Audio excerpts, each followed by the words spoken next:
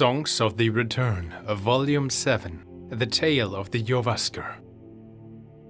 When at last the rightful claim of Xarthal had been retaken, driving the murderous elves back to their lofty cities, did great Ysgramor turn and let loose the fearsome war cry that echoed across all the oceans. The 500 who yet stood joined in the ovation for the victory and the lament for their fallen peers. It was said to be heard on the distant and chilling green shores of Ysgramor, and the ancestors knew their time had come to cross the seas. As the reverberations echoed out and drowned to silence, all looked to Ysgramor, who bore the blessed Wuthrod for his next commandment. With his lungs that bellowed forth the fury of humanity, he bade them to continue their march, that the devious mare might know the terror that they had brought on themselves with their trickery. "Go forth," he roared, "into the belly of this new land. Drive the wretched from their palaces of idleness. Oblige them to squalor and toil, that they would see their betrayals as the all sin against our kind. Give no quarter, show no kindness, for they would not give nor show you the same." Our great forebear gave this order as he did not yet understand the prophecy of the twin snakes that he would be fated to die before seeing the true destiny of his line. During this, the circle of captains gathered each their crews unto themselves. From here, they decreed, "We will go forth. Let each ship's band make its own way, seeking their fates to the open sun.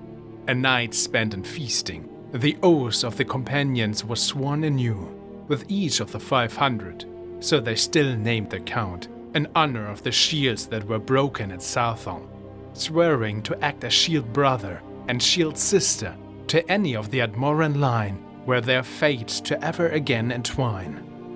As the red hands of dawn stretched from the east, so broke the 500 companions of Ysgramor, setting about their journeys, sailing now across the land with waves of stone and crests of trees flowing under their footed hulls. The first to break from the grounded fleet was the crew of the Jorrvaskr, who had been formed of Ysgramor's closest friends. Their captain was known as Jeek of the River, so called by the Harbinger himself from their used past and glory. When assembling the glistening hull, he sought out the labors of Menro and Manwe, who now bore the native timbers across this new land of Tamriel. Among their fiercest were Tisnal, who was twice named, and Tur, his twin and shield brother, whose girth was never spoken of to his face. There were others, too, in their band, Maxim the Walker, Brunel, who fought with his offhand, and Just the Smiler. These and others were sworn to Yeek, and they pushed forth into the shadows where yet the sun had not reached. Southwards they went, by beast and by foot. Elves they found, though none remained to tell what those battles entailed. The numbers of the Jorrvaskr never faltered, so shrewd were they in battle, with minds as sharp as their blades. Once, as the sun beat from its high home, yonder the tiny, the one who ran ahead, came over the hill to tell what was seen.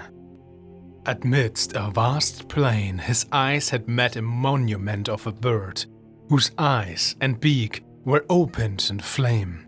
When his brothers and sisters crested the hill, they too saw its glory, but they were afraid, for no elven settlement could be seen to the horizon. "But this is not seemly," said Kluve, who went by to Loit when hiding his face. "Is not this wide land fit for harvest? Why have not the elves, vile to their core, seen to exploit and tame it?" They asked for their elven captives, for they had many, what they found unfit about these plains. Yet even the captives who still wore their tongues and could say nothing of the valley. They looked with fear at the winged colossus, and from their babblings did the warriors of the Jorrvaskr learn that it was older than even the elves themselves. Of those who wrought it solid from its mother stone, nothing could be said. but it was known to drive a magic almost as old as Nirn itself, some remnant of the gods' efforts to render a paradise among us before the shattering of Lorcan. This first of many, this crew of the Jorrvaskr, heavens and ancestors to us all, feared no stories or gods. Indeed, if there was something the elves feared, they would have it for their own. Thus began the labors, once more, of Menro and Manwë, whose eager hands again led to the Admoran wood which had borne them all across the sea, and what was their ship became their shelter, as this valley became their purview until the end of all their days.